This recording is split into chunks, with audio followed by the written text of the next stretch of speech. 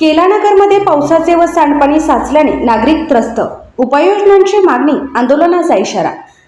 शहरातील वॉर्ड क्रमांक 4 मधील केलानगर परिसरात सांडपाणी व पावसाचे पाणी साचत असल्याने नागरिकांचे जनजीवन विस्कळीत झाले असून डासांची उत्पत्ती वाढून आरोग्याचा गंभीर प्रश्न निर्माण झाला आहे।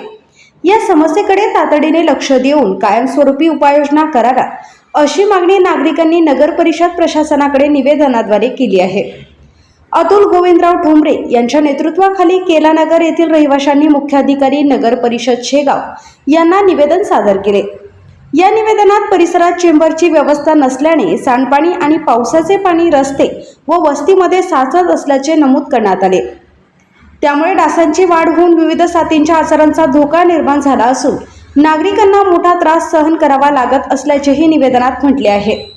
नागरिकांनी नगर परिषद प्रशासनाने या समस्येची तातडीने दखल घेऊन योग्य नियोजन करावे, पाण्याचा निचरा होईल अशी व्यवस्था उभारावी, तसेच आरोग्यास धोका निर्माण होणार नाही यासाठी आवश्यक उपाययोजना कराव्यात, अशी मागणी केली आहे। या संदर्भात लवकरात लवकर ठोस कारवाई न झाल्यास केलानगर येथील सर्व रहिवाशांच्या वतीने लोकशाही मार्गाने आंदोलन करण्यात येईल, असा इशाराही निवेदनातून देण्यात आला आहे। या निवेदनाची प्रत नगर विकास मंत्रालय महाराष्ट्र, आमदार संजय कुटे, नगर परिषद शेगावचे अध्यक्ष प्रकाश शेगोकार तसेच उपाध्यक्ष सौ वैशाली सूळ यांनाही पाठविण्यात आली आहे। युवा क्रांती न्यूजसाठी प्रशांत पवार, शेगाव।